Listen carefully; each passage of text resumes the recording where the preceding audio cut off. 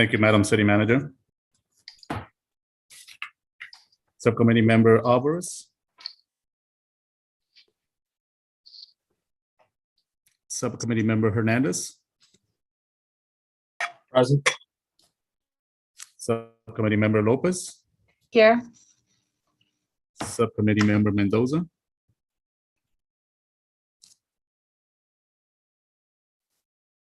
Subcommittee Member Torres. Present. And let me try once again, Subcommittee Member Alvarez. I think he might be having sound because I see his camera on. Duly noted. We'll mark him here. Madam City Manager, you have a quorum. Okay. All right. The next item on the agenda is Pledge of Allegiance. Would any of the subcommittee members like to lead the subcommittee and the Pledge of Allegiance?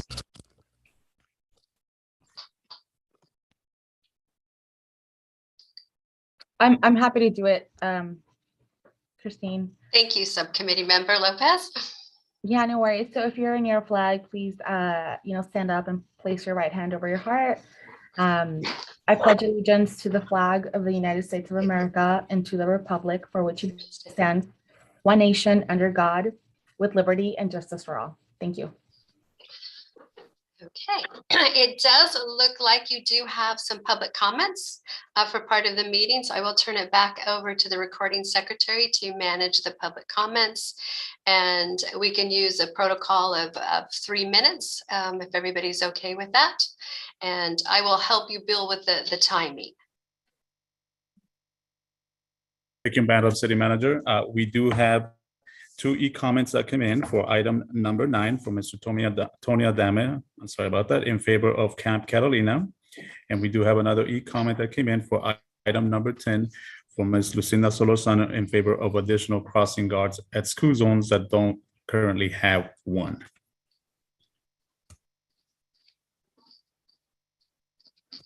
All right, at this time, we have public comments from Mr. Vasquez. Mr. Vasquez, if you can go ahead and unmute yourself, you have 3 minutes to provide your comments. Thank you.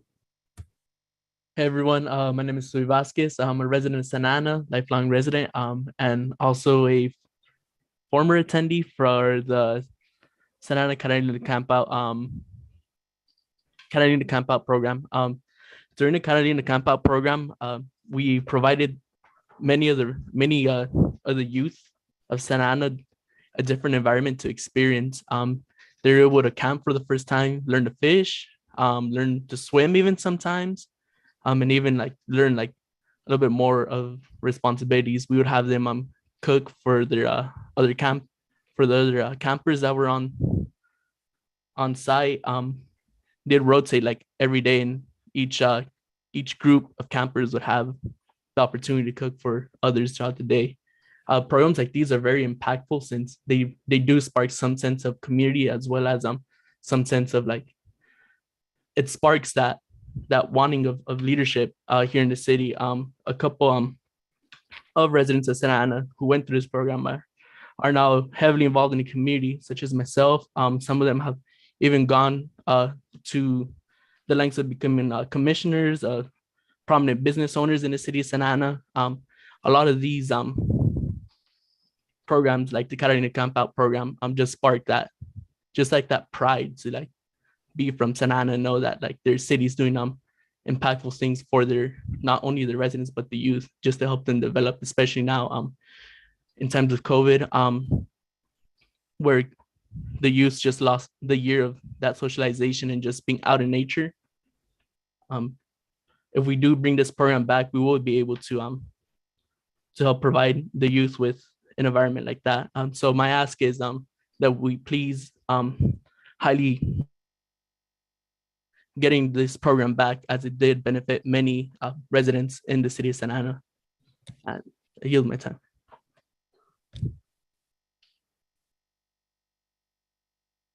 Thank you for your comments, Mr. Vasquez. Up next is Mr. Mendez. Mr. Mendez, if you can please unmute yourself. You have 3 minutes for your comment. Thank you. Thank you. Well, good evening, everyone.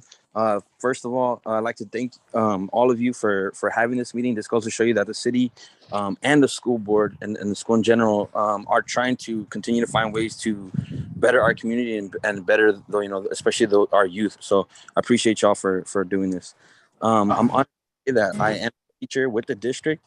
I've been volunteering my time for going on 10 years now with working with youth, from coaching football to being a tutor. And one of the places that I did volunteer was Camp Catalina. I was a counselor there. And everybody starts off real shy, even volunteers, because growing up in the city of Santa Ana, we don't get that many opportunities to go out and camp and just explore nature. So it is a first for everybody, and so everybody's shy at the beginning. But throughout the days that we have, like Sui said it best, is that we teach the kids how to serve meals. Some even how to cook, how to fish. We go kayaking, we go hiking. We participate in certain activities that only boost our volunteers' confidence as well as our students. And I know I had the opportunity to continue to work with our students, me being a teacher. And it's just, we had that bond, just being together at Camp Catalina, and just once again, just being away from the city. And just, like I said, just doing everything for the first time. So once again, I appreciate you guys doing this. I appreciate you guys having this and reconsidering it, because I've been able to see it firsthand, the opportunities that are created and creating leaders. And Sui was actually a student when I first started. So now seeing him giving back to the community is awesome. So I appreciate you all for even considering it. And once again, thank you so much. Thank you for your comments. Mr. Torreblanca, you have 3 minutes to provide us your comments. Thank you. Hello, my name is Alfredo Torreblanca. I'm a resident of the city of Santa Ana. And I just wanted to come and show public support for the Catalina Campout program. So this program, like the previous speakers have said, really provides a lot of firsts for the kids of our neighborhoods. Like I was a counselor for this program years ago, and it really, I got to see, I myself at like 15 years old got to camp for the first time. I got to see stars for the first time. It was only like, I at that point, I had only gone to the beach maybe 3-4 times. So to be able to be given the opportunity to enjoy all these things through the city, and not do so in a constructive environment as well, in which the kids get to help themselves, get to grow, get to play with each other, and develop these social skills. I've never seen a program like this, and I just wanted to show public support for it, and I thank you guys for having this meeting. Thank you. I yield my time for the chair.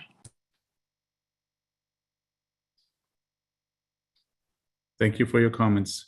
Mr. Ramirez, you're up next. You have 3 minutes for your comments.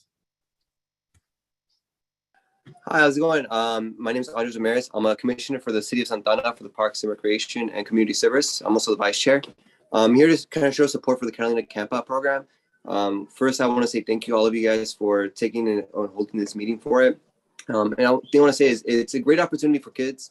I was lucky enough to have 2 years of experience doing so. First year, I was a counselor in training. My second year, I was actually able to be a counselor. It's a really great opportunity for kids. One of my favorite things I really enjoyed about it was giving kids an opportunity to leave the city. Not many kids have ever left city boundaries or the city limits to be able to experience something they've never seen before. Giving them an opportunity to go outside into nature and actually camp in a tent and be able to experience all these things that you normally can't in the city or the neighboring cities is a really great experience for them. It teaches them a lot about responsibility. It teaches them a lot about nature. And it teaches them a lot about different avenues that they can take to either de-stress or to experience different things they never had before. And like the previous people who did the public comments said, a lot of the children who go there learn and feel a lot more comfortable breaking out of their shell. Luckily enough, I was able to experience a few children to go in and quiet and never want to speak. But when they're leaving, we can't have them stop talking. They want to jump around and laugh, and they make new friends with people they've never met before. It offers an opportunity for people around the city to meet each other. People who would have never actually met because they go to different elementary schools or middle schools, who grew up in different parts of the city, finally get together and talk and get to know each other. People from different walks of life to different people who come from different families. It offers not just an experience for camping in a big life experience, but also a huge social experience to understand and meet people. One of the biggest things is that you learn so much from it.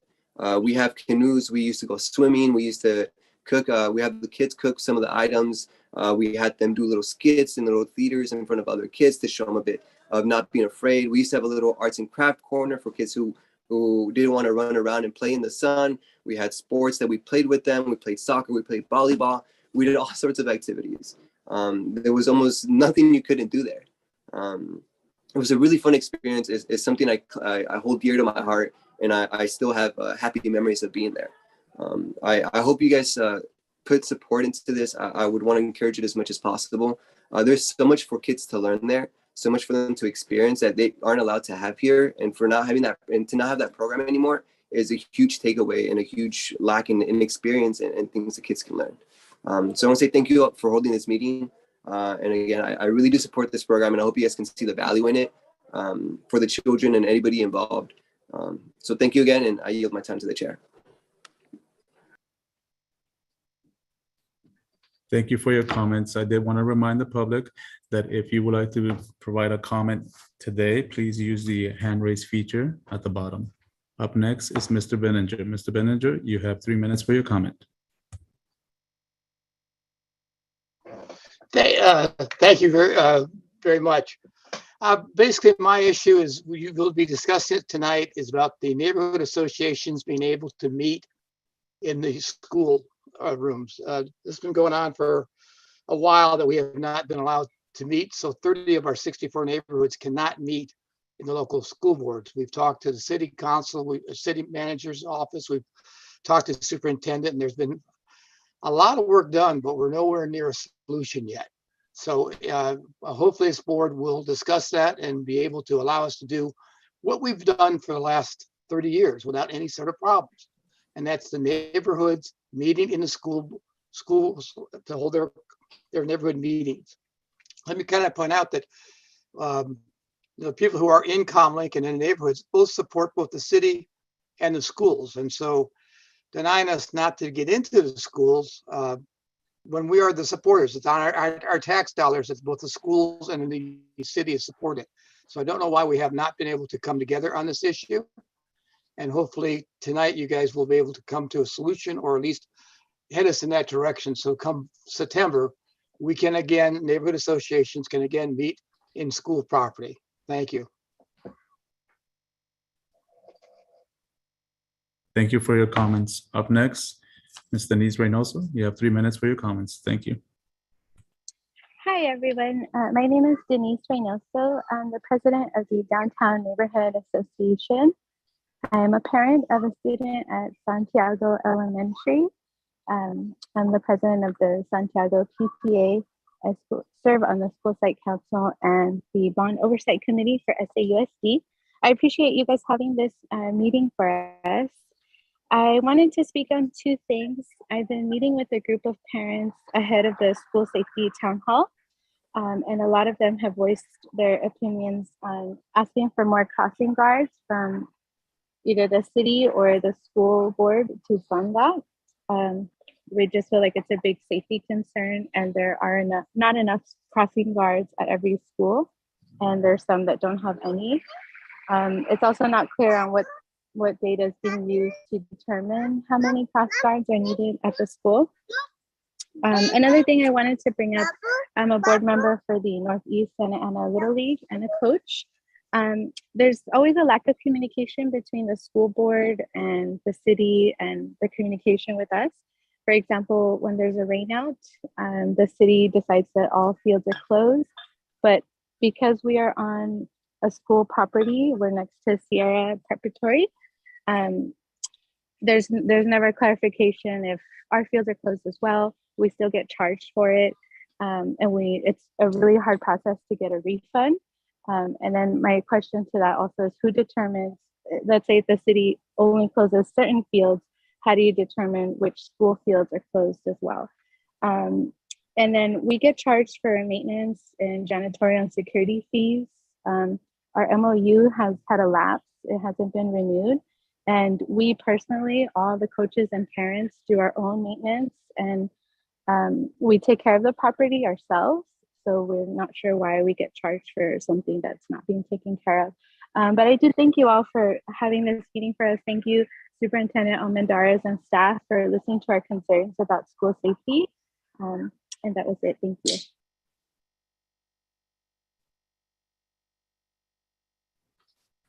Thank you for your comment. Madam City Manager, at this point in time, I don't see any other hands raised for comments. So we'll move to the agenda portion.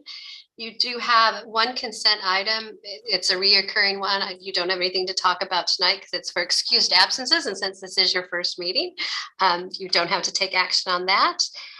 So I'll move to the business calendar, and your first most important item is for election of, and you can elect a chair and a vice chair or just a chair. It's completely at your option. So I will turn it over to the subcommittee members to do the election of a chair. I would like to nominate Carolyn Torres for chair. I would like to nominate Councilmember Lopez for chair. Thank you, Committee Member Hernandez. So I am the chair for our subcommittee, and I'm more than happy to second, Dr. Alvarez's recommendation of board president or vice president Torres. I'm happy to have somebody else fulfill chair responsibilities for a little bit. I'm pretty maxed out. Thanks, guys. So are there any other nominations? Seeing none, would you like to take a vote? All of those in favor of electing as the chair, Subcommittee Member Torres? If Secretary, you can take a vote call. I haven't yet accepted. Oh. What's the is this would be until December, until we have a change of both council and school board members after the election, I assume? It's up to you. And one of your second ideas is, or your item on your agenda is talking about how often you want to meet, your goals and policies. So you could set it, Yeah. but I mean, that's a great idea to tie it with the changeover of elections.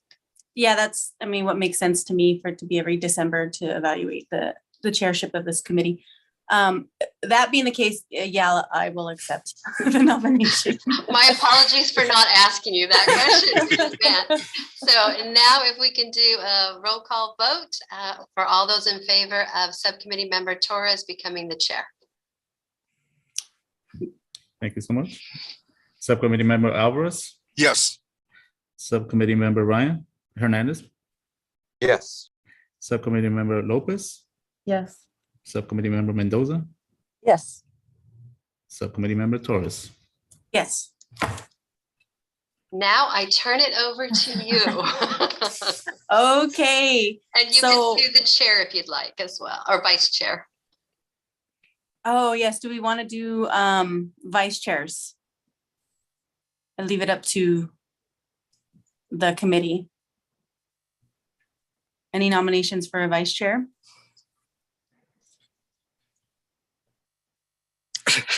Nobody wants the extra responsibility.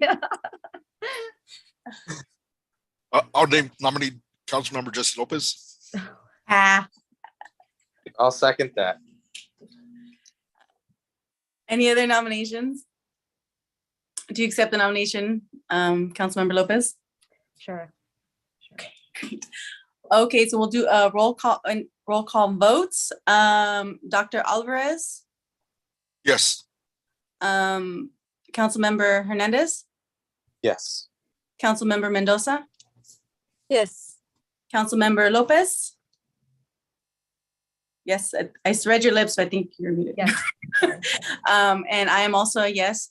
So that is, what is it, five in favor. So congratulations, you are the vice chair of the committee. So on the agenda, we have 9 items. Actually, we're done with that one. So 7 items. Committee goals and vision, our meeting times and dates, and then some issue related items, parking pilots, the water tower, neighborhood association meetings, SAUSD graduate profile, Camp Catalina, and crossing guards. And so the first one is the goals and vision. So I think it's important for us to this is a new venture. I think there's been a couple iterations of this throughout the many years. But we're all new members. None of us have been on this. Actually, I think Alfonso had been on a previous committee like this before. So I just wanted to kind of get some ideas on what we want to do with this. I know there's the big ones like property, land, MOU. Those kind of have some certain limitations because it's stuff that we discuss in closed session in both of our governing bodies. But are there other things we want to do with this space since we're together? And I think unless we start talking over each other, you folks can just kind of chime in. So happy to kind of chime in here. In terms of the goals and the visions, I think for me, it's important to let our staff know on our end and to communicate to the district staff that I know there have been some of these meetings in the past and it has not been fruitful from what I hear. And so for me on my end, I just really want to convey that this is not, I'm not entering this space thinking that we are in competition with the district. One of the reasons why I push so hard for this joint meeting to be formed is so that we can fill the gaps that we're seeing in terms of, some of the gaps that we're seeing in terms of the services that people are asking for, but also how can we support each other as the two biggest governing bodies here in the city of Santa Ana, and how can we have better communication with one another and support the ask of the residents. And so I just wanted to convey that to district staff, to our staff, on my end. And I think I hate speaking for other people, but I think we're all here in the spirit of wanting to do more because we know we can.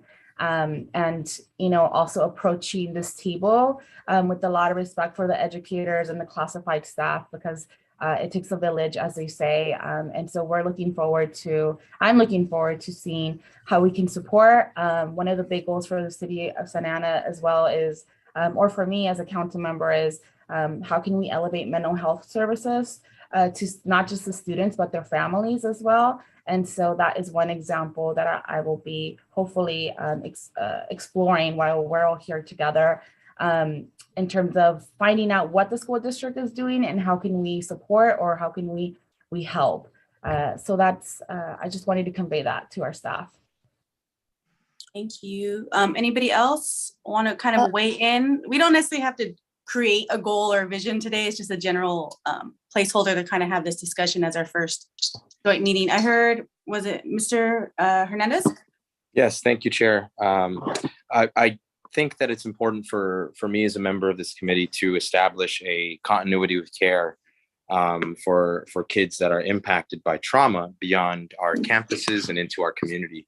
So what I would envision is compiling data related to incidents that occur not only on campus, but incidents that occur outside of campus that potentially started on campus. So that way we can establish recommendations for the council on continuity of care and perhaps working with organizations that are already on campus and working with them here at the city level.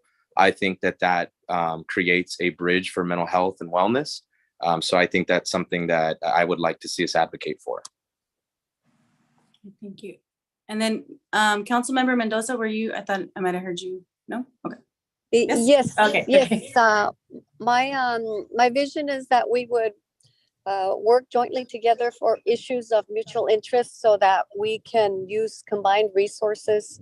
And so it'll be more financially efficient for both of our entities to provide the services such as crossing guards or any other overlapping services that in the past we've paid separately, but it's by each entity, which is more expensive. So just an agreement with working together so that we don't have any duplicate services, and just to be efficient and also to ensure that our organizations, the neighborhood associations, do get their meeting places without having to incur any fees, because we do have those facilities available and they're public facilities, so that we should allow them to use the resources that we are already paying that they've already been paying taxes for. So that's my main goal. Anyone else? Just real quick, I just wanted to share my thoughts. I'm a social worker by profession, so I'm always overly optimistic. But what I see from this is, I would like to see us develop a truly collaborative relationship towards where we can work together. One of the things, in order for us to be more efficient, both as a school district and as a city, I think that one of the things that we need to take a look at is not only at making sure that we're not duplicating services, but what in areas of common interest, how can we work together and how can we promote the needs of our community?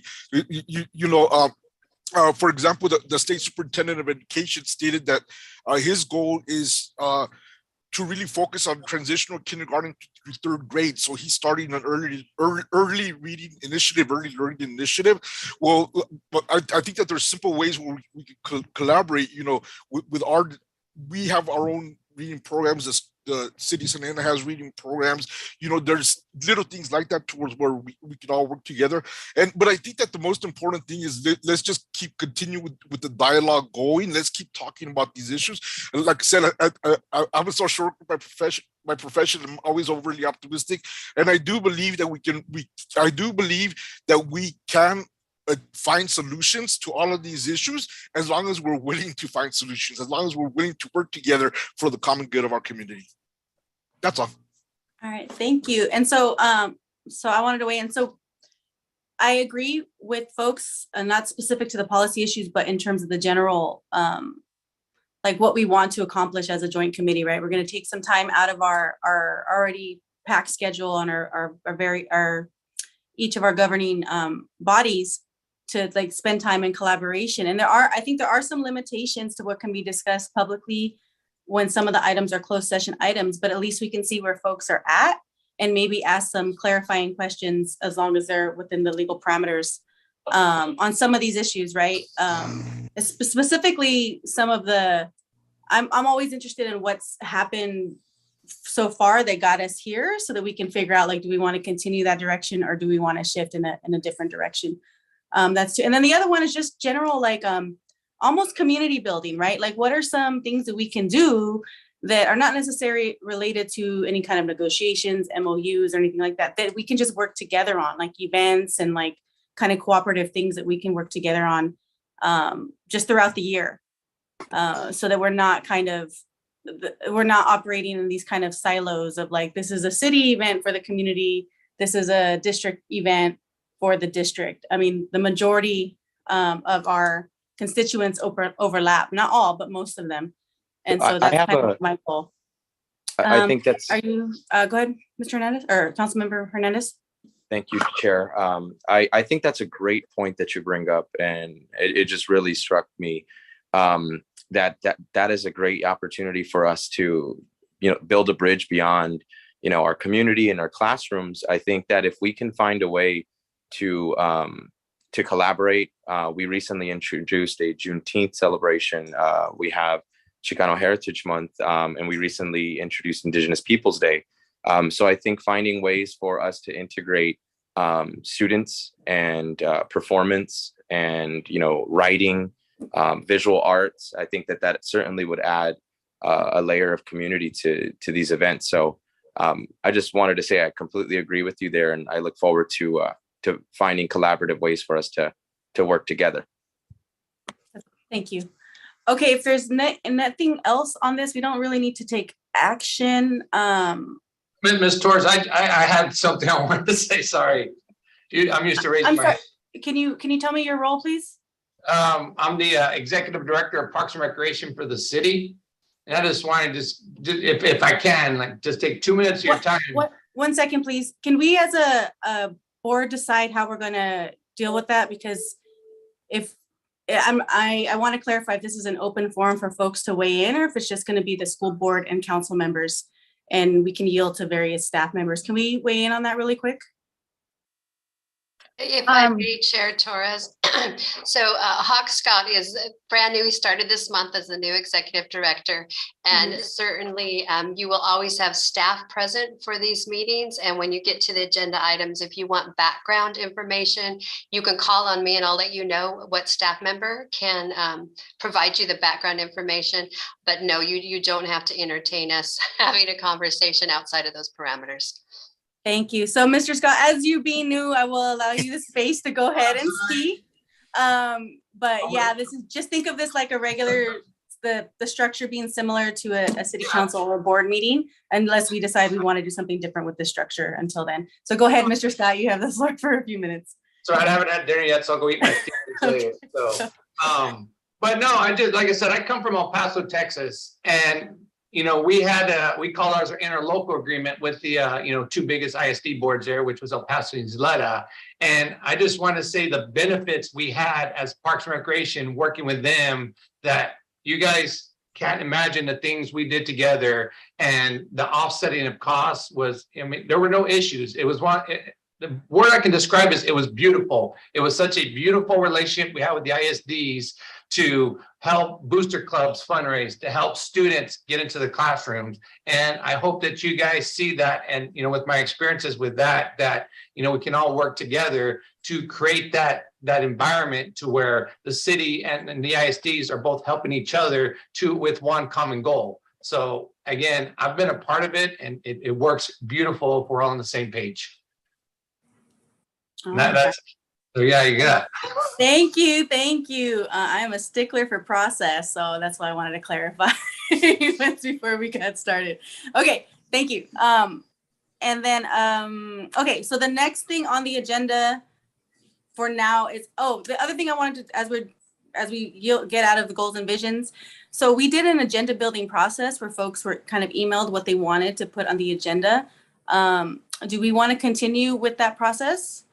Or how do we want to do that? This is member Hernandez, and I think that that's a streamlined process. I'm happy to support it. I'd like to see it continue. Yeah, I'm happy to support it. I think it provides the opportunity, right, to just for the subcommittee members to add anything to the agenda and for there to be discussion about it. Okay, so we can continue that same process as we did this last time. All right, the next thing is meeting dates and times. How frequently are we thinking we want to meet? At least up until, actually, let me confirm. Do we want to keep it for December? Do we want to have a change of officers or reestablishment of the committee pending any changes in the board or the city council? I'd be happy to support that, chair member. I think that that's something that that I'm happy to support. And as far as the meeting schedule, I'm also supportive of meeting monthly. Anybody else? Is monthly okay? Is that too much? Do we want less? Do we like monthly? I think I agree. Monthly is sufficient. And it was the second Monday of the month, I think, is what the tentative kind of dates that we were sent. Is that Chairperson Torres, this is Recording Secretary Sandoval. Let me interject at this point in time. We are meeting today as a special meeting to develop the goals and also to determine when we are meeting. The city does have quite a bit of meetings on the docket, so we always have to kind of go back and see what is available. So what I will let you know in my conversation with the city clerk, we have the first or the third Monday of the month available to meet, or we have the second or the third Friday of the month. And like for the rest of the year, or? That is correct. Okay, so the first or third Monday of the month. Does anybody have a preference? Well, I would do the first Monday because sometimes I'll see if they will, or other meetings that I have on my calendar. Dr. Alvarez, does generally the first Monday, I mean, obviously there's some Mondays that might be holidays, but generally. I have no preference in regards to Mondays. Okay. Councilmember Mendoza and Hernandez? I'm supportive of Monday as well, Chair The Torres. first or third? Does it matter? Yeah, first works well. Third works well. I'm open to either. And Councilmember Mendoza? Yes, I'm fine with that day.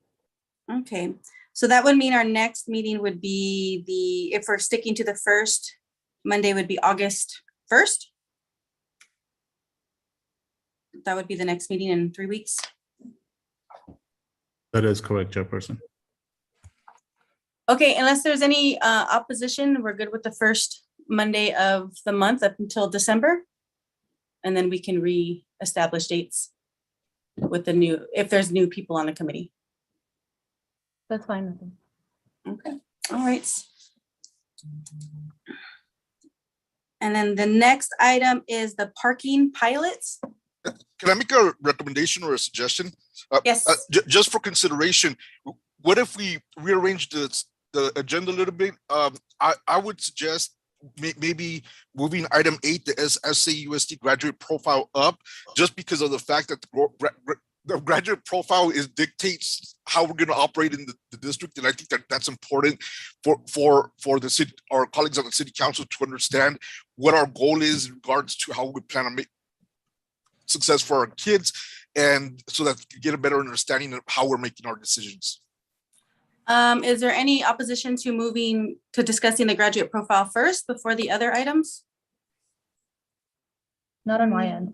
All right, not hearing any opposition. Let's go to that one. We'll do parking pilot next. So SAUSD graduate profile.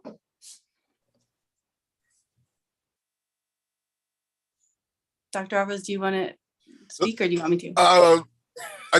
I thought Jerry was going to be on the line. Oh yeah, Superintendent Almendarez, are you available to?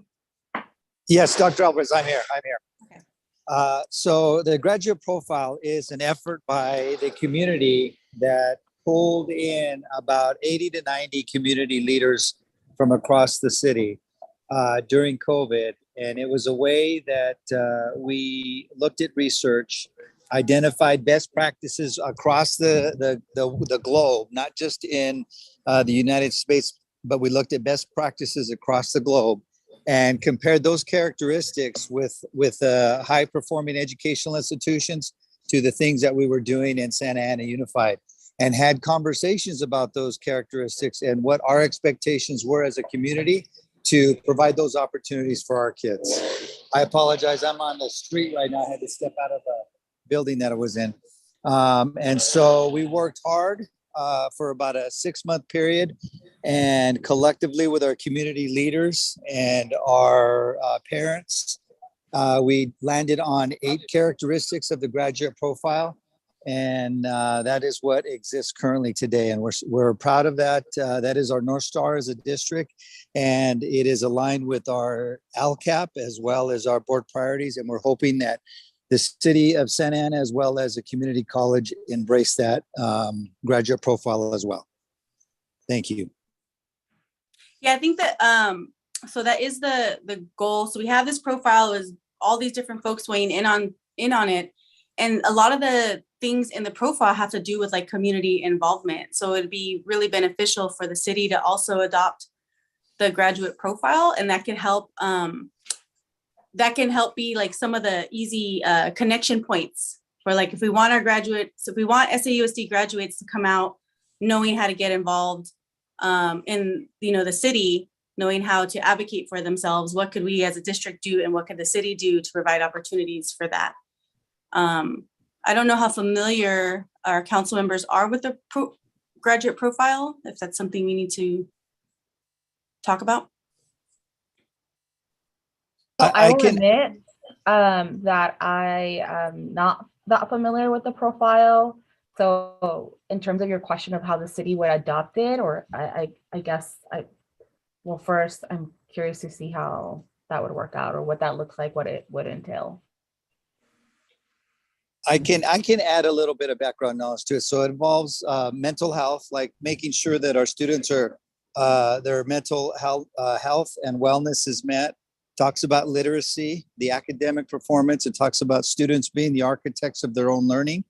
Talks about arts and the bringing the performing arts into the fold and providing opportunities for students to get real life experiences through college and career readiness. And that would be internships and other examples like that. But it was really well-rounded when it was designed to incorporate 8 different characteristics that really embody what the city's trying to do and what the school district is trying to do. And I think it would be, a noble attempt to try and work together to kind of meet the needs. I know that there are some things that the city is currently doing that we could support and assist with, as well as what we're doing, the city could support and assist with as well. So I'll turn it back over to Board Member Torres.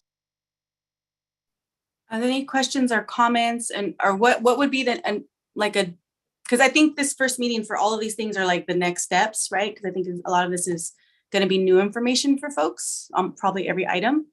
What would be good next steps in order for you as council members to feel comfortable with the graduate profile and to be able to bring it to back to the council? Hello, Chair Member Torres. This is Chairman Member Hernandez, and I think if we can identify some tangible goals as to what does the graduate profile require, and maybe see where the city can have an alignment with some of those goals. I think an example I'd give is the art component. We have Tramlee with our City of Santa Ana. We have an arts department that she could help us with. I think when it comes to potentially history, ethnography, local history, we can work with our history department, our library. So I'm looking at it that way, is seeing what tangible goals you guys have with your graduate profile and where we can find a point of collaboration between our city infrastructure. So I would respectfully request that. Would you be, would council members be open to maybe having a presentation done by the district to you all? Just so you have an understanding of the profile? That would be fantastic. It could be a small meeting just for you and some relevant staff members. Mr. Almendarez, would that be doable? That's fine with me. Short presentations to summarize, give us an idea what that process involves. That would be great. Board Member Torres, yes, we would be honored to present to the city and the city council. Yeah, so I guess we can put folks in contact so that you can it could either be a city council presentation, or it could start off just with you all that are part of the subcommittee, whichever makes sense for the processes that you do in getting stuff to the whole council. And that would be a good way so that at a minimum, like the 3 of you kind of have a good grounding on what this graduate profile is. And then we can move from there. Because it is kind of like, you don't know what it is, right? So let's start off with getting you familiar with what it is, and maybe that'll help with some other stuff later. Does that sound good? Yeah, that sounds fine. I think what makes sense in my mind is having the presentation be done like in this forum, because a recommendation eventually would come, or maybe not, from the 3 council members here to the entire body of the council. So I think it makes sense for that. And Christine, I don't know if you would have any feedback for us on the process itself. What would be the best thing? So Chair and council members, I do like Council Committee Member Lopez's suggestion. So because based on what your discussion was, of the purpose of this meeting is to find ways to collaborate. And if that is an important item, I would think you would want to spend the time to get the 3 council committee members from the council very familiar with it, because then they can be advocates to speaking to the larger council. So I concur that starting here would be the best place. And then with those 3 council members making a request to meet, we certainly can schedule a presentation for the entire council. Okay, that sounds awesome. So thank you. So I guess we'll have Mr. Almendarez. I guess we can, I'm assuming that would maybe be the next meeting in August. Will we be able to have a presentation ready for the next meeting? Yes, that would be fine. Okay, sounds good. Do we want, council members and other committee members, do we want to establish a general time? Like a 15, 20-minute presentation, 15 minutes with question and answer, 20-minute, presentations can be really long or really short. So I want to kind of If, figure out. Chair Torres, if we can keep it between 15 and 20 minutes, I think that'd be perfect. Okay, that sounds great. All right, if there's nothing else on this item, we can move to the next one. The parking pilots.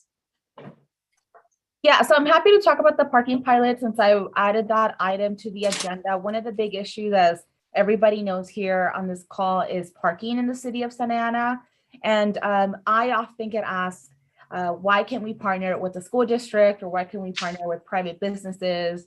And we can't force a private business to enter into an agreement with the city, but I did want to explore the option of having some sort of pilot program with the district, where you can make a recommendation to the full board, we can make a recommendation to the full board, and see if we can come to an agreement as to some sort of location. I do think that it would be important, however, for us to collect data, to have somebody there that is monitoring, how many cars are being moved, how many cars are not being moved, what time people are moving their cars, because that's kind of the feedback that I've gotten as I've been researching this topic and trying to find solutions to it. Is there's hesitation because folks will say, well, people don't move their cars in the morning, for the teachers to come in, for staff to come in and park. And so I think I would really appreciate the opportunity to start a pilot at one of the school district sites,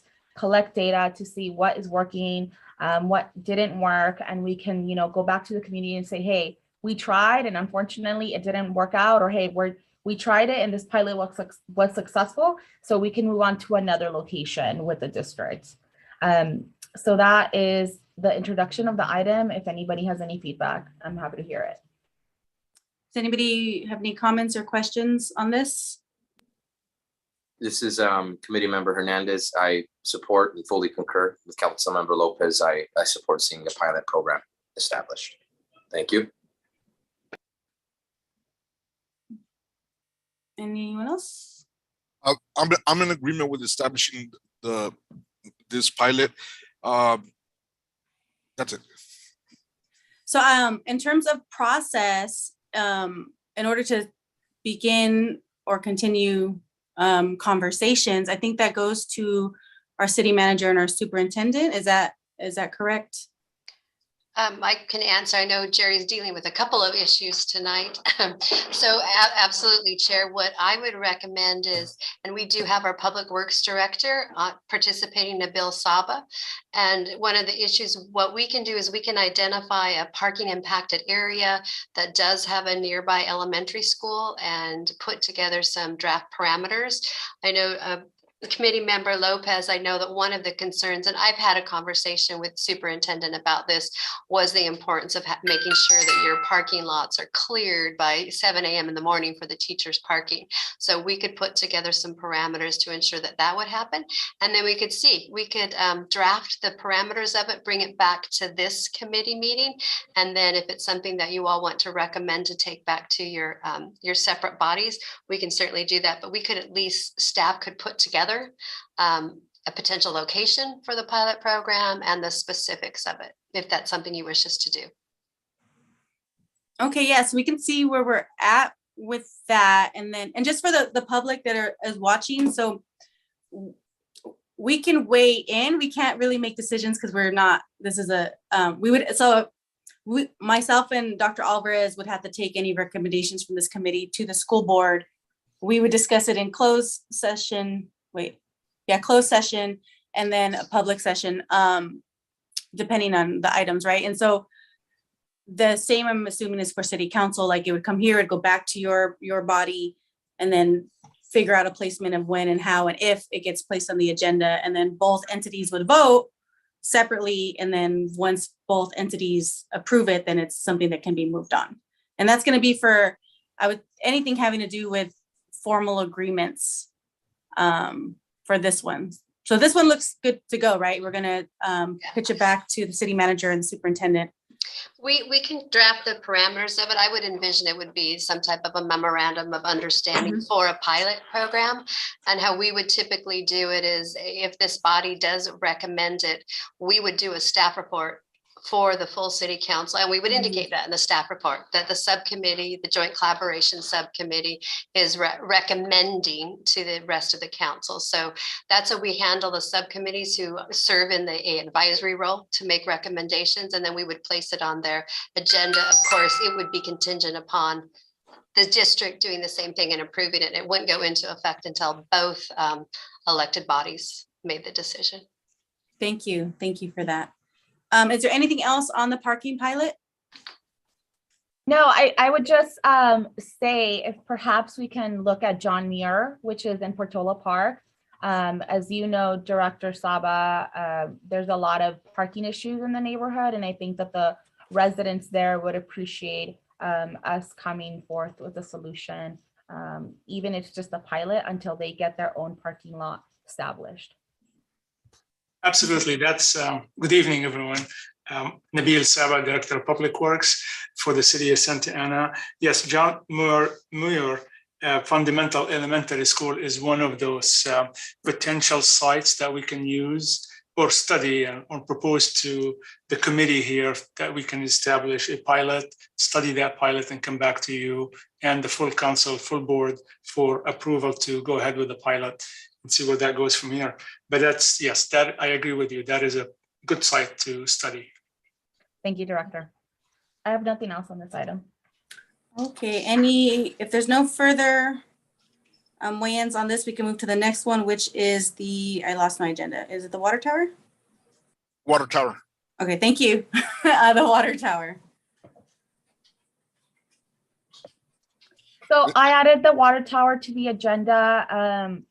As I heard, earlier, there are certain things, land use decisions on both of our bodies that necessarily we cannot discuss publicly, but I wanted to know if staff on either Jerry's side or Christine has any update that you can share, not just with the members here, but with the public as well. Certainly, Committee Member Lopez. So over some time, the city, so the water tower, which as you know is one of the favorite iconic structures in our city, it is located on land that is owned by the school district. And for some time, the city has attempted to acquire the land as the water tower. Not only is it iconic, my director will get mad at me if I don't say it is actual working asset of our water infrastructure. So with that, I know that we have been working closely. I've been working closely with the superintendent, and our public works director has been working closely with staff over at the district.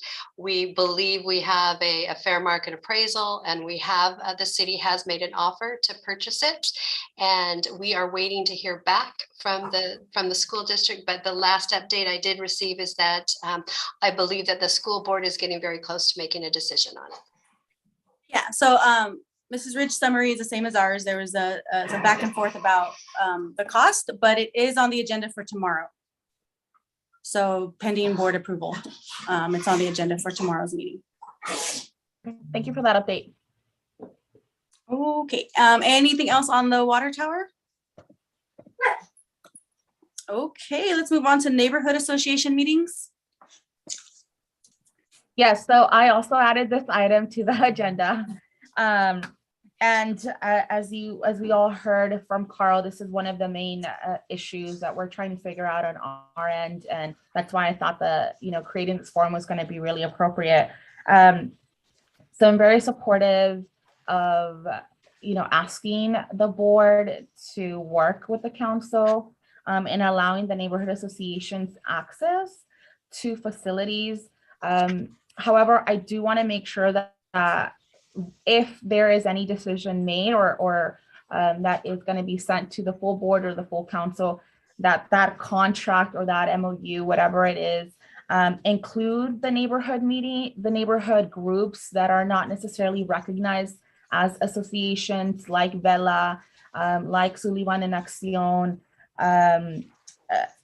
so a lot of the grassroots orgs that need support sometimes and are looking for a space to gather. Vela is a group of moms, and so they're very active. And I would like to see something be ratified where they're also giving the same treatment and allowed into the school sites. So that is my 2 cents there. Any other thoughts or comments on this? Just a couple of comments. I do believe that there's a solution to this, and I think that as long as we continue working on it, we will find a solution. I just wanted to mention a couple of things, because with some of the comments that I've heard is that the school board doesn't want to do this, that we're not interested in this. So I just wanted to talk about some of the barriers that we're facing. There is the California Education Code does include a provision called the Civic Center Act that falls under a California Education Code 38130. The Civic Center Act does state that we have to open up our facilities to youth-serving institutions. The education code also says that we can charge a nominal fee for maintenance and stuff like that. But I think that the biggest barrier that we're facing, or the biggest challenge, which I'm sure we can find a solution to, is that the educational code also says that any organization stepping foot or using our facilities has to have liability insurance. And I think that that's a big barrier and a big obstacle for nonprofits, for neighborhood associations. And I do agree that whatever agreement that we're able to craft through this, I do agree that it shouldn't just be neighborhood associations, but also open it up to some of the other neighborhood associations. And so the educational code has placed some barriers in front of us. I do believe that we can solve this. And I'm not sure if our superintendent was available to provide any additional comments. Yes, no, I think the longer we continue to work on navigating the challenges that we have on both sides, I think there definitely is potentially a solution to this problem. Any other comments? Go ahead, Councilmember Hernandez. Thank you, Chair Torres. I just want to say I'm in agreement with Councilmember Lopez and our committee member Alvarez, allowing the nonprofits to use the facilities. I'm supportive of. I do want us to also extend those privileges to grassroots community organizations, or even organizations that don't have the structure that we're used to, like the Velas, Sullivan en Acción, grassroots community organizations and advocacy groups. I also would like to see the ability for us to promote more civic engagement when it comes to the city side of it. So extending that to council members to have office hours, so that we can activate these schools to be, spaces where people can get involved in their district as well. Yeah, so I would also, I guess, like some background, not for today, but for the future, background information, if it's possible, on the community center costs too. Like how many neighborhood associations are using the community centers, as well as non-neighborhood association community groups have the availability and the ease of access to the community centers at low or no cost as well. And as we kind of do this, I think this kind of city district-wide analysis of space and the use of space by our official and kind of informal community groups, I think is beneficial. For the liability insurance, I don't want to get too, it's kind of uncomfortable to talk about, but we're talking about school spaces are often we need to protect our students that are on campus. And so the liability has to do with that. And I realize that there may be instances in the past where that was not the case, but what I've learned since I've been on the board is that there's processes we need to clean up on our end to make sure that we're doing everything possible to make sure our students are safe, and making sure that like old agreements are formalized, have a clear process, have clear accountability for us and for our staff, to make sure that things aren't falling through the cracks. But no, I am on board with finding space. I myself, I'm part of like the Flower Park Neighborhood Association, and we don't have a space to meet. So I know it's an issue, right? And so that's something that I know has been difficult for my own neighborhood association. So it's definitely something that I care about. I think this is one of those issues that we pitch back to our city manager and superintendent. So good for discussion. And I'm assuming that it would be something similar, like an MOU type process. Certainly, Chair. Jerry and I have had lots of conversations about this. One of the things that was difficult was to understand the change in direction, because it is a practice that has been occurring for decades, long before my time here. So I'm relying on the people that are telling me about it, that we have about 64 neighborhood associations. Approximately half of them are active meeting. Very few of them are organized as a formal nonprofit. They are grassroots organizations, and they have had access. You guys have been extremely generous, and they've had their meetings within city facilities, typically an elementary school. It's after school is already out. There's usually still a janitor there. They were allowed to use a room, and then the janitor was the one that locked up. And I'm told that practice was in place for decades with no expense to the neighborhood association. So what occurred is shortly after I got here, and we also have Margarita Macedonian, who is our liaison to the neighborhood associations. I can give you more information if you would like it. We started to receive bills from the school district for the neighborhood association's use of the school buildings. So Jerry was fabulous. I raised the issue with him. We thought it was probably a mechanics of you switching to the Facilitron system to do the reservation, which automatically issues bills. And he was taking care of those bills for us, but they apparently were still in the system. We started to get late fees and penalties for not paying. And from the city perspective, it's not city meetings. These are neighborhood associations. We have no control over them. We don't control their agenda. Oftentimes at their meetings, they do ask us to speak on different city issues, and we certainly will send out the appropriate staff to address their issues, but we do respect their independence and them having their own meetings. So we did talk about, well, maybe we can enter into an agreement to resolve any of the hurdles. I have since sent a memo. It was sent in June, on June 28th, to your board president, kind of addressing some of the issues with a proposed agreement, because you're asking for the city to make a commitment on the part of a third party. So that's where we really hit a stumbling block with the issue. Yeah, I think that's where we're at. I think probably, I'm assuming, some more discussions. If it was through our board president, myself and Alfonso wouldn't be privy to that. And then we get a little weird Brown Act stuff right now. So I think we just have to, I think it's good for the public to know these conversations are happening though. And then we could figure out a way back. It does have to do with cost and who's gonna, I assume the cost on some of these things and the negotiation with that. But yeah, I think that's gonna be to you and Jerry, correct? Yes, that'd be correct. Okay. Okay. Is there any other comments or questions? I think we probably have to revisit this item at the next meeting as well, to get kind of maybe updates where we are in the process. I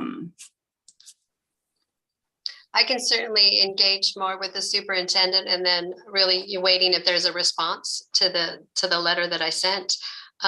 It basically, the school did do a draft agreement for it, and that's what my letter was in response to. And it was an agreement that I could not recommend to the city council to approve, because it was making a commitment, the city signing an agreement on behalf of a third party.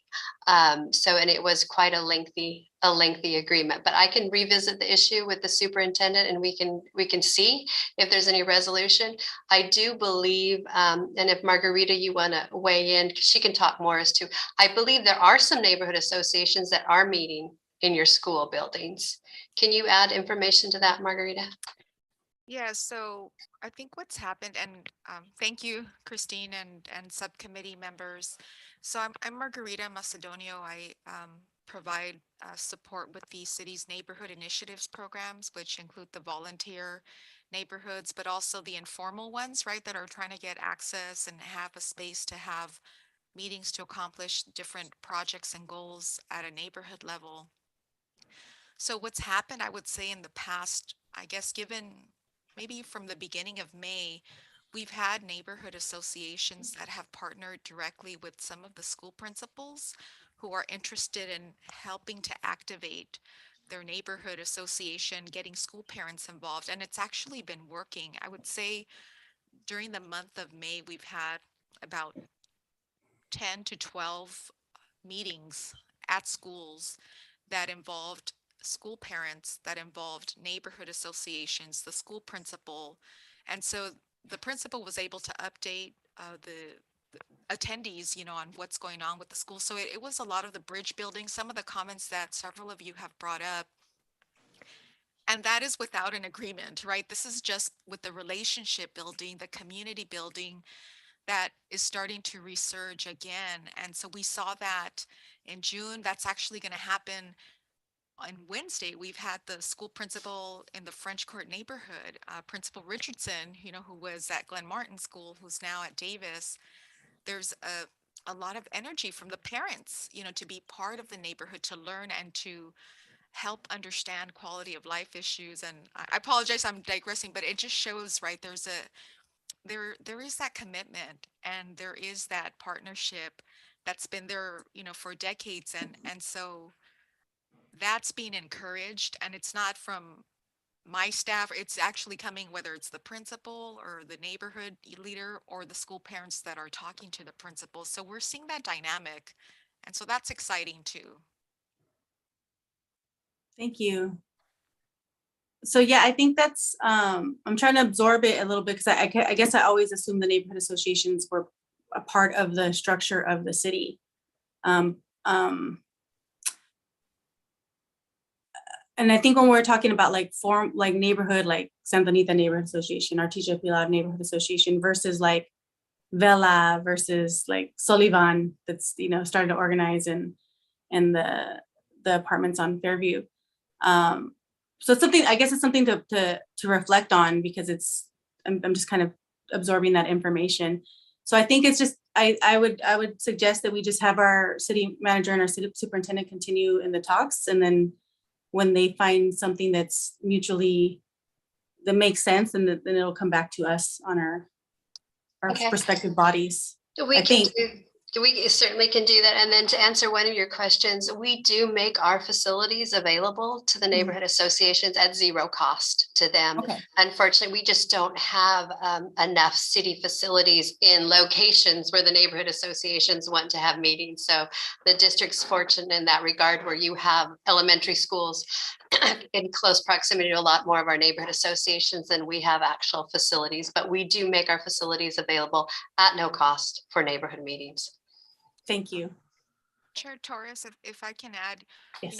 there has been a work effort with the staff at the superintendent's level to figure out creatively, right? How can we look at everything, right? What are the needs? What are the needs in terms of the neighborhoods and the volunteer advocacy, grassroots organizations to have that access, and kind of weighing it in, right, in terms of who's accessing the community centers, and what are some locations of the city where you don't have that community center and the school is the hub, right? So how can we, look at those areas and at least evaluate them from a big picture, so that the partnership that happens through the school district and the city can really help support that. And the reason why our office has been involved for decades, it's because we cover the insurance costs, and it helps the district staff at the facilities level to be able to, like, okay, they're not getting bombarded from all these different groups. It's sort of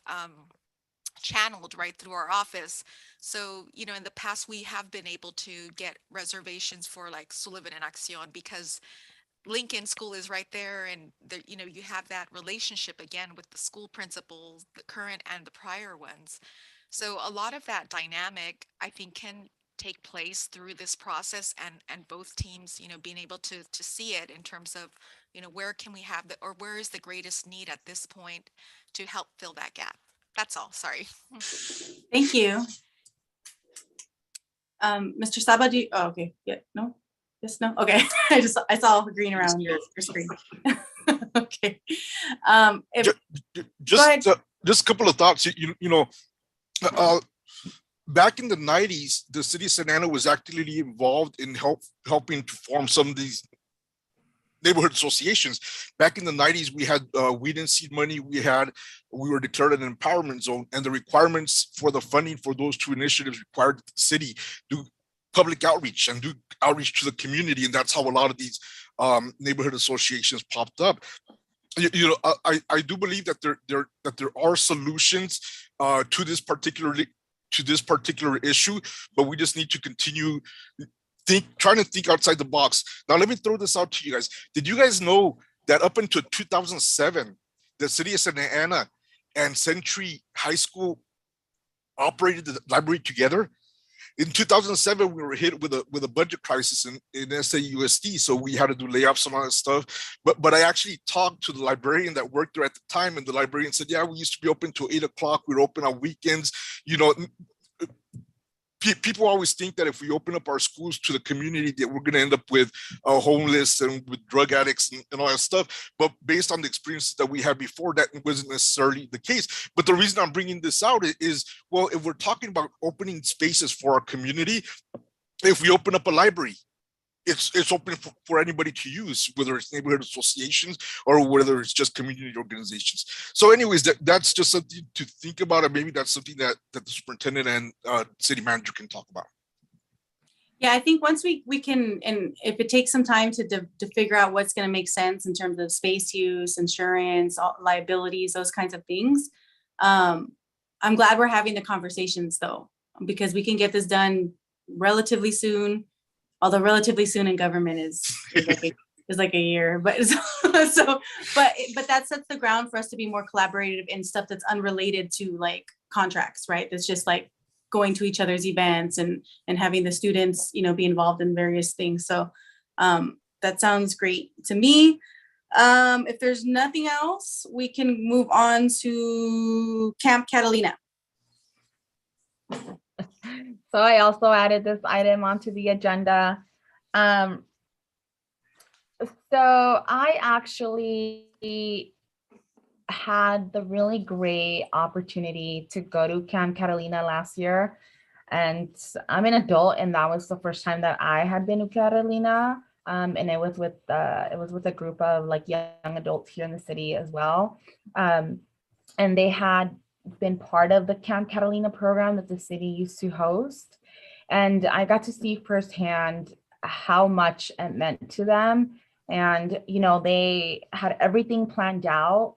And I got to hear their stories of why Camp Catalina means so much to them. And I got to also see a group of young adults that if they had not been brought together because of this activity, they would not be friends. You know, they would be in no contact. And so I think the benefit of Camp Catalina has really had immense ripple effects in people's lives. And it's something that I would like to support. But I brought it forth to this body because I think it's something that has benefited SAUSD kids. And if a recommendation is made out to our respective bodies, I would like that recommendation to financially state that, you know, the school district is going to financially come in and support or you know, cover at 70% of the costs, and then the city can cover the rest of the cost.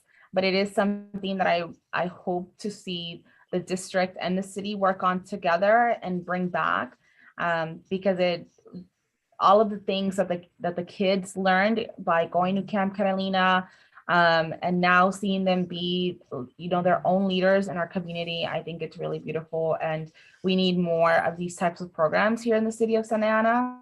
And I agree with some of the public comment. This is the first time that most kids here get to go out and get to experience nature and an island, something different than what they get to see every day. And so I'm more than happy to support it. And hopefully, you know, we can figure out logistics and financial support from the city's end and the school district's end. For it's a question of clarification. Has this been previously funded by who? I believe it was previously funded by the city. And again, I'm bringing this force to this body because yes, sure, I can make a recommendation to the council to think about it and to fund it, but because of the importance and the significance, and really it's the students, they're young kids that are going to this. I do think that it would be great for us to have a partnership with the school district and to share the cost about the trip and everything that goes with it. So we, if I may add to that, we do, as a city, we do a lot of different youth programming. And for this year, we do have a camp that we fund for the youth within the city, and it's up at Lake Arrowhead. So they do engage in the activities of some of the things like canoeing, arts, crafts, games, hiking, swimming. So that's what we have slotted for this year, but that doesn't mean that we don't have an opportunity to enhance any other camping experiences. Thank you, Kristen. Any other comments or questions on this? I'll go ahead, Councilman Hernandez, and then Dr. Alvarez. Thank you, Chair Torres, and thank you, Councilmember Lopez. I'm supportive of the Catalina trip, and Madam City Manager, I think it's fantastic, and I'm really happy that we have Lake Arrowhead, but that's not Camp Catalina, not with the community asked for. So although we do have that here, I will be advocating to see Camp Catalina either added or replacing Lake Arrowhead. Optimally, I think it's great to have both, but Camp Catalina is very important to our community, so it's important to me. I just want to make that direction very clear. Thank you. Dr. Alvarez? I was actually a volunteer from Camp Catalina. I had the opportunity to go camping with, I think it was like 75 kids and another 10, 15 staff. I'm a social worker by profession, so I'm always taking note of the mental health needs of our kids are being met or how they react. During Camp Catalina, we did a lot of social emotional learning. We did a lot of social skills teaching, and the thing is being there from the beginning and then seeing them at the end, these kids totally transformed. The first time camping, the first time away from home, the first time cooking, the first time doing a lot of these things, and I think that it was a really impactful. It was really impactful towards our students. The reason that I first brought this up, I think it was 2018 when I first brought this up, is I came back as a volunteer from Camp Catalina. I saw how awesome the program was. I saw the impact on the kids. So I had a conversation with our superintendent back then, and I said, why can't we help with part of the funds for this program? There are kids.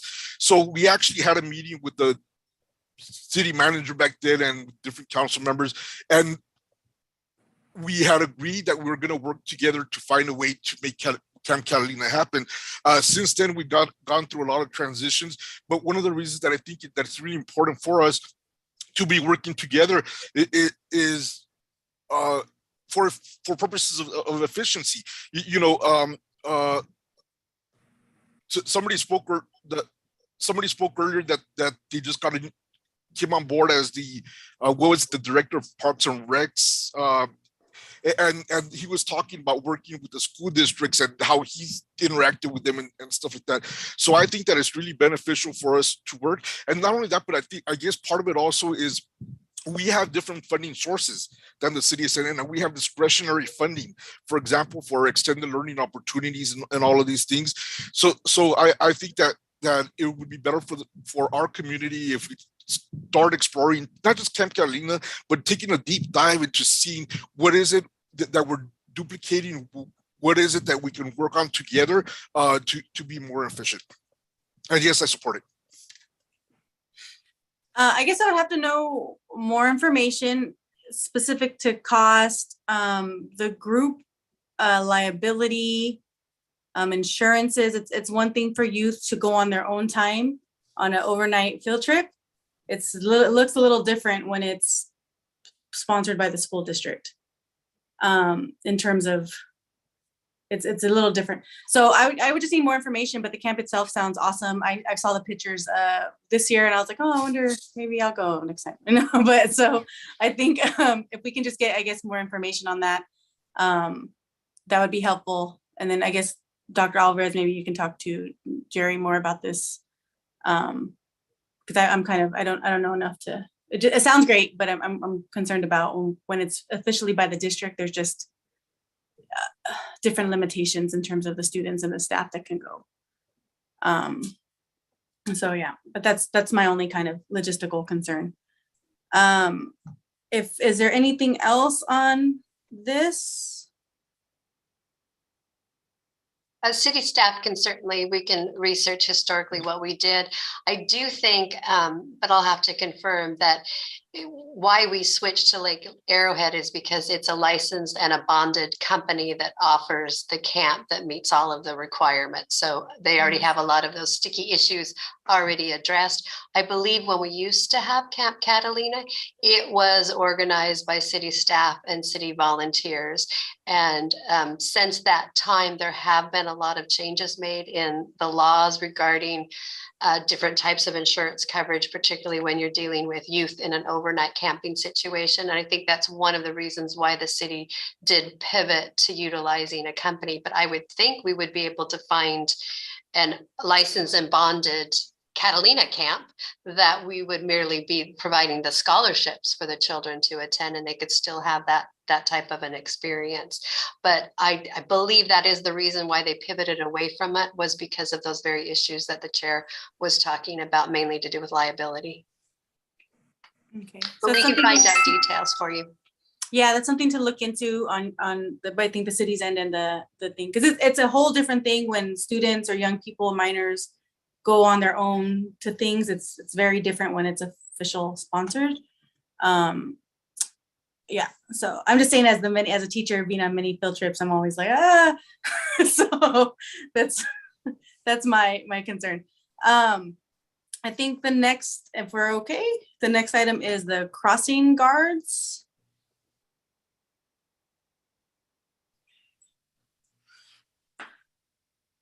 I don't know who. I think I also added this item to the agenda because this has been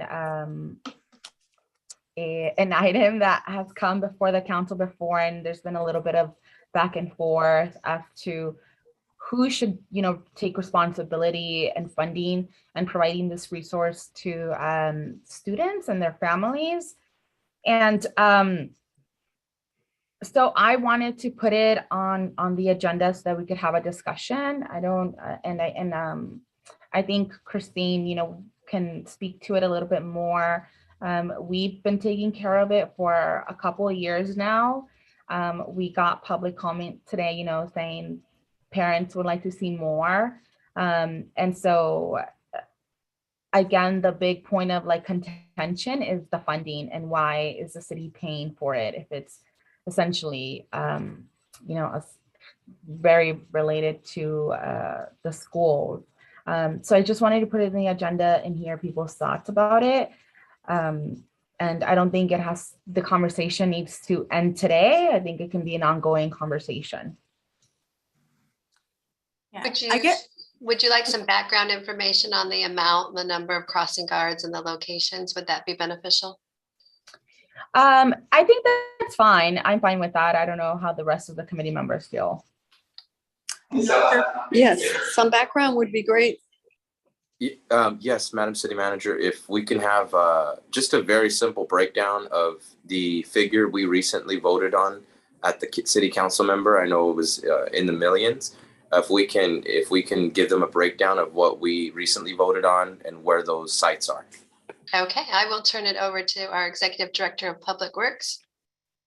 Sure. The Crossing Guard program has existed for many years. Just recently, and it's been previously administered by the police department. And a year ago, that has been transferred to the Public Works Agency. And we run the program right now. It is focused on serving elementary school students. So all elementary schools qualify for the Crossing Guard program. We have 34 schools that are elementary schools that we serve right now. We have 46 crossing guards for those schools for the Santa Ana Unified. We also serve Orange Unified and Garden Grove, but the majority of our schools that we serve are in the Santa Ana Unified. Again, 34 elementary schools, 46 crossing guards for those schools. The contract is, the value of the contract is 1.28 million. It will set to increase to 1.3 million next year. One guard costs us right now about $21,000 for regular school, no summer school type programming. We are on a fixed budget. Just recently, the cost for the program increased due to insurance costs mainly and crossing guard salaries. How the crossing guard locations are determined, we inherited about 50 or more locations that we actually 54 locations right now. And every time we get a request for a crossing guard, we conduct a crossing guard audit. So our traffic engineering group goes out and does the counting during the school year and see if there is a need for the crossing guard. Right now, I think in the queue, we have between 5 to 6 additional crossing guards that we're looking at increasing, and therefore we don't have the funding for that. But that's ongoing, and every time we receive a request, we do that study, but it has to be done during the school year. One of the factors that increased the need for crossing guards is that Santa Ana Unified has repurposed or they reprogrammed some of their schools from a other than elementary school to an elementary school. Once that happens, then the need for a crossing guard for those locations increases, and there is need for that. So that adds to the demand. That's in brief, that's what we do. And I'll open it for questions. I have a little bit more data here I can share with you, but I'll open it for questions if you have any. Go ahead, Councilmember Hernandez. Thank you, Chair Torres. Thank you for your breakdown, Nabil, Director Nabil. My recommendation is I would like to see a feasibility study as to how we could share those costs with the school district. And I think how we can augment roles and responsibility is we can have the school district, as an example, cover the crossing guards closest to the school. I would then recommend for us to work with the school district and our public works and traffic engineering to identify the closest neighborhoods, largest intersections where students are walking home, and then the city covers costs related to those intersections. So an example I'd provide is Valley High School. We'd have crossing guards right outside the school. On Rate and Ettinger, we would have a city of Santa Ana crossing guard help students cross the major intersection. Another example would be Fremont Elementary having an intersection crossing guard at Rate and Civic Center, and then at English and 10th Street, right? So I would envision this partnership going that way, is us working with the school district to ensure that each school has crossing guards, and beyond that, using traffic and engineering in our city to identify major intersections that children are using to get home. So that's my comments at the moment, Chair Torres, and that concludes them. Thank you. Any other comments or questions? Just a quick comment, and I think that as we're taking a look at the data and doing our data analysis, I want to make sure that we take into account our declining enrollment. You know, when I first got on the board, we had 52,000 students. We're down to 42,000 right now. At our budget presentation, the demographers are saying we're going to hit, I don't remember, 38,000 or 35,000. So as time goes on, as time goes on, and as we're talking about what we can do to maintain our kids safe crossing the streets, I think we also need to take into consideration the future, that the fact that we are going to be having declining enrollment, which is going to impact some of the elementary schools and junior high schools. Any other comments or questions? I can weigh in. So this is one of those kind of like the kind of touchy areas, right? Because it's this question of like who's responsible for these costs and who should be paying them. It's a similar question for the parking. Like, is that a district responsibility or a city responsibility? It's the same question for neighborhood groups. Is that a district responsibility or a city responsibility? Same thing for crossing guards. Is that a district responsibility or a city responsibility? Those are those kind of big questions. And when we talk responsibility, we're really talking about resources, right? Resource allocation. And so I think those are the big kind of conversations. And this is another one that we have to pitch back to our city manager and our superintendent to then come back to us to negotiate and eventually vote on. We certainly can. And I know Jerry had to had to jump off the call, but we did some research and it's across the board. There are cities where the city pays 100% of it.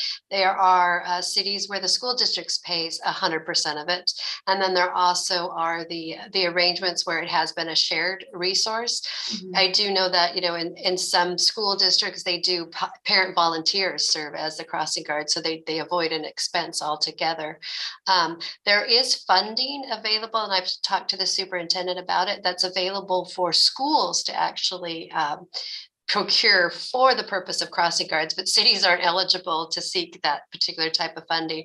So right now it is basically general fund dollars that we are using to cover the crossing guard expenses. I think the challenge for the city, as Public Works Director mentioned, is we get the request from the elementary principals for additional crossing guards, and we certainly hate to turn down any of those requests. So we do our best to evaluate the higher risk areas, and then we also spend time and money in enhancing just the safety with, whether it's the push button crosswalks or the paintings or the signage. We'll do all of that as well to try to increase the safety of the students. But it is definitely something that I think it's a shared concern. So perfect topic for you to tackle on this committee. We can go back and provide more information for you, because I do agree with Subcommittee Member Lopez. It's probably going to be a few types of dialogues before we figure out what's the right solution. Yeah, and on our end, Christine and Nabil, even if there is no immediate resolution that comes from this body or our respective bodies, I still think that it would be a good idea for us, when we're getting those requests, to see if we can recruit volunteers. There's a lot of retired people in the city, to see if they're willing to help with this. That way,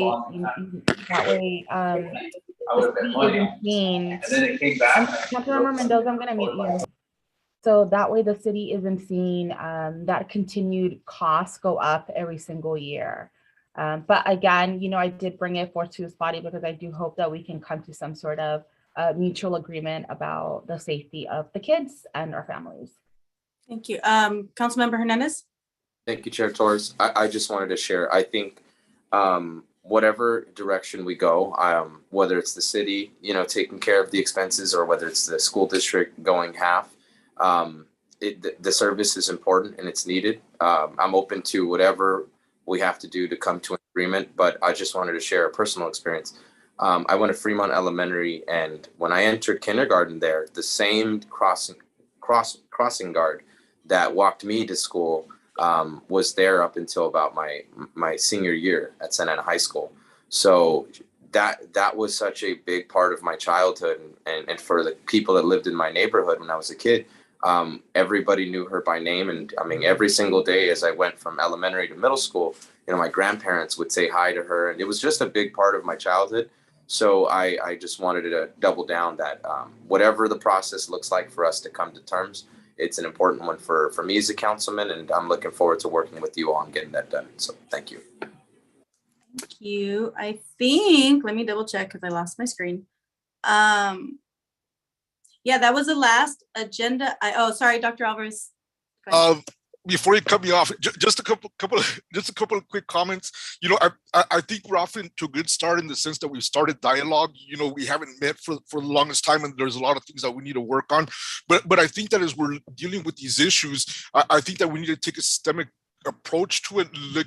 For example, with the crossing guard issue, the city council saying, hey, school district should be paying for it. But the thing is, I'm not sure that the city council knows the other things that we're doing above and beyond to take care of our kids. Did you guys know that we have budgeted 5 traffic officers from our police department? We have budgeted 5 traffic officers. So the thing is, as we're looking at the issue of safety, what can we do? Is it maybe sharing costs regarding the police officers and increasing our costs to crossing guards? Is it, what can we do creatively?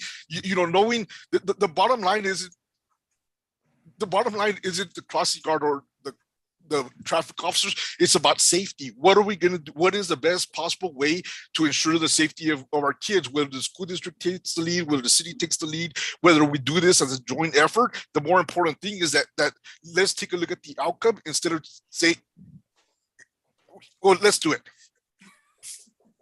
Is there any other That's kind of closing comments or?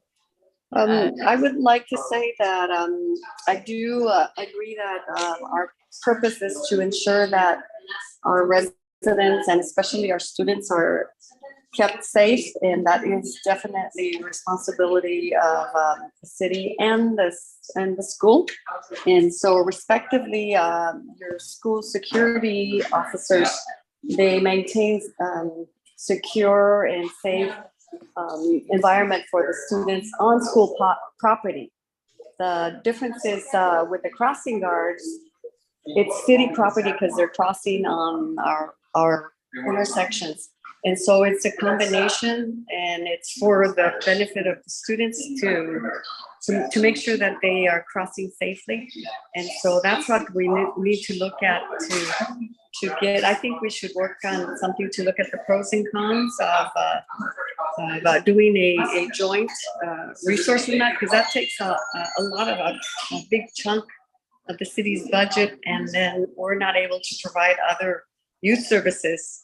So if we had extra money, we could allocate it to other services, such as another PAL center, and which would benefit this after-school program for the kids. And so I'm definitely in agreement and working together in this item and all the other ones that are mentioned on the agenda today. And I also wanted to point out, we do have a lot of items to talk about. So, but in the future, do we have a specific set time, 6 to 7, 7 to 8?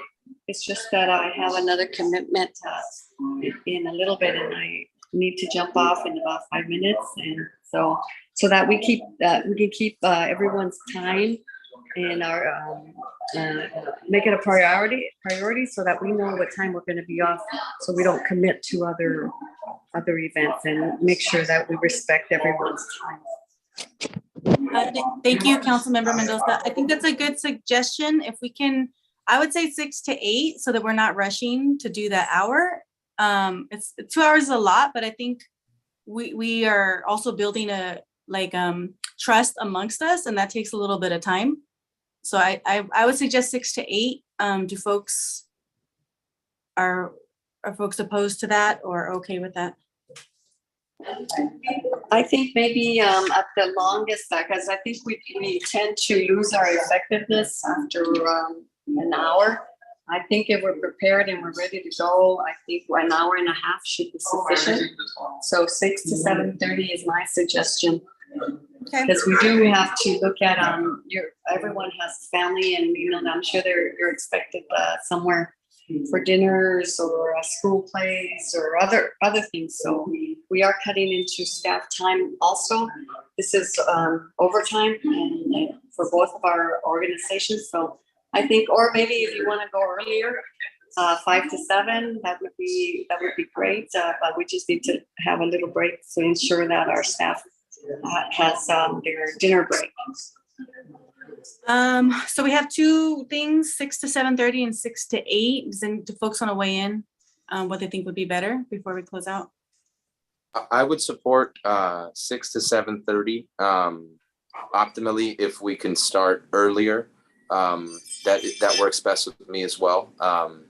But presently, the options that are on the table, I would support 6 to 7:30. If we can start potentially at 5:30, then I'm available for longer. I don't want to speak for Dr. Alvarez, but I kind of know his schedule already. And he usually is not available until this time, correct? I actually transferred to a new position. I got a new job as a trainer for the county. I think the earliest I could probably go is 5:30, but that'll be tight. Yeah. And but I'm good from 6 to 7:30. Okay. Councilmember Lopez, 6 to 7:30, okay?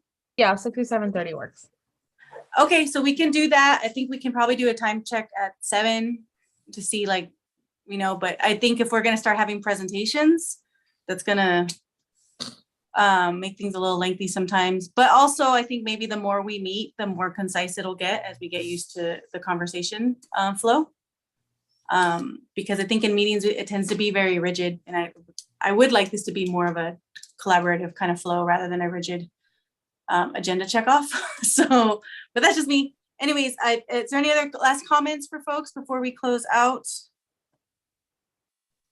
Thank you, everyone, for your time. I'm looking forward to working in the spirit of collaboration. Ditto. Anybody else? Okay, so thank you, everyone.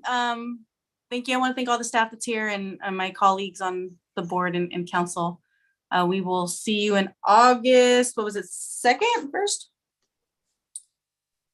What was it? August 1st, correct? And thank you for the public who is watching and everybody who made public comments. I appreciate it. So with that, I guess the meeting is adjourned. Chairperson. You have to be formal? What's the formal process? I'm Yes, sorry, go ahead. Thank you, Chairperson. Yes, I will need you to note the time that the meeting is being adjourned, and we will definitely do a roll call to adjourn. To vote on adjournment? Yes. Okay, so the meeting is adjourned at 7:45. Do you do the roll call first or do you do the adjournment first? I'll do the roll call. Okay, sorry, good. Subcommittee member Alvarez. Yes. Subcommittee member Hernandez. Yes. Subcommittee member Lopez. Yes. Subcommittee member Mendoza. I think she left. She's still okay. Subcommittee member Torres. Yes. Okay. And meeting adjourned at 7:45. All right, thank you. Thank you, everyone. Thank you.